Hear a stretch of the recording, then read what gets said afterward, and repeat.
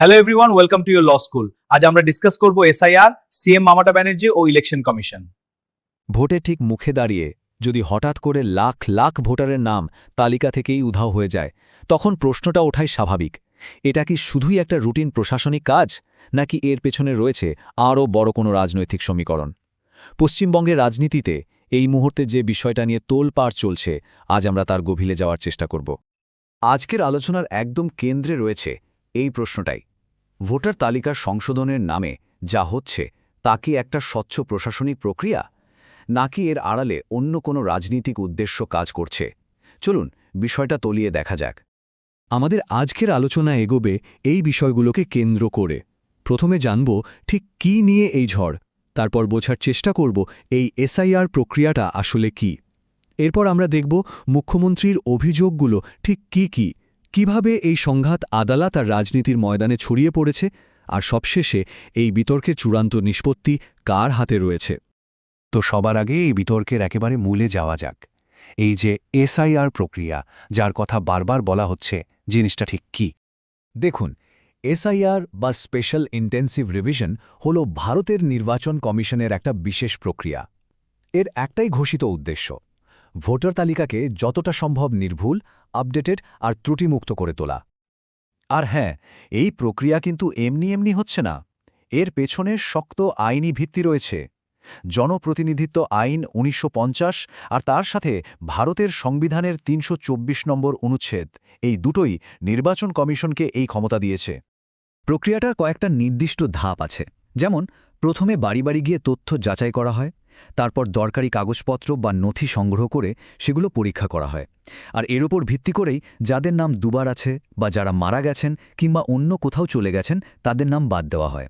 আর একই সাথে যারা নতুন ভোটার হয়েছেন তাদের নাম তালিকায় যোগ করা হয়। নির্বাচন কমিশনের তরফ থেকে বলা হচ্ছে, এই মুহূর্তে পশ্চিমবঙ্গে এই প্রক্রিয়া চালানোর মূল লক্ষ্য হল সামনে যে ২০২৬ সালের বিধানসভা নির্বাচন আসছে, তার আগে ভোটার তালিকাকে একেবারে স্বচ্ছ আর নিখুঁত করে তোলা। কিন্তু এই প্রক্রিয়ার প্রভাবটা দেখুন। সংখ্যাটা প্রায় ৫৮ লক্ষ। ভাবা যায়, একটা রাজ্যের ভোটার তালিকা থেকে এত বিপুল সংখ্যক নাম বাদ দেওয়া হয়েছে। স্বাভাবিকভাবেই এই একটা পদক্ষেপে কিন্তু যে কোনো নির্বাচনের ফলাফলকে প্রভাবিত করার জন্য যথেষ্ট। আর ঠিক এই কারণেই এই প্রশাসনিক প্রক্রিয়াকে ঘিরে রাজনৈতিক বিতর্ক এখন তুঙ্গে। নির্বাচন কমিশন যখন এটাকে একটা প্রশাসনিক প্রক্রিয়া বলছে, ঠিক তখনই উঠে আসছে বেশ কিছু গুরুতর রাজনৈতিক অভিযোগ। চলুন এবার সেই দিকে নজর দেয়া যাক। রাজ্যের মুখ্যমন্ত্রী এই পুরো প্রক্রিয়াটার স্বচ্ছতা নিয়েই বড়সড় প্রশ্ন তুলেছেন। তার মূল অভিযোগগুলো হল: ১.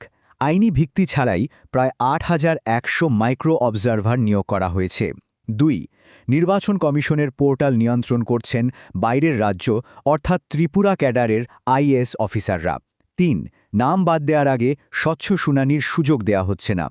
আর সব মিলিয়ে তার মতে পুরো প্রক্রিয়াটাই জনপ্রতিনিধিত্ব আইনকে লঙ্ঘন করছে। পরিস্থিতি যে কতটা উত্তপ্ত তা স্পষ্ট হয়ে যায় মুখ্যমন্ত্রীর একটি মন্তব্যে। তিনি নির্বাচন কমিশনকে সরাসরি বিজেপির দালাল বলে আক্রমণ করেছেন। এই একটা মন্তব্যই কিন্তু গোটা রাজনৈতিক লড়াইটাকে একটা সম্পূর্ণ নতুন মাত্রা দিয়েছে। এই বিতর্ক এখন আর শুধু অভিযোগ আর পাল্টা অভিযোগে আটকে নেই।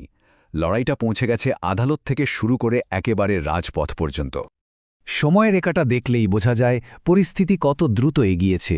নভেম্বরে সায়ার প্রক্রিয়া শুরু হল, ডিসেম্বরে মুখ্যমন্ত্রী চিঠি পাঠালেন, জানুয়ারিতেই বিষয়টা সুপ্রিম কোর্টে পৌঁছাল, আর ফেব্রুয়ারিতে বয়কট করে সরাসরি প্রতিবাদের ডাক দেওয়া হল।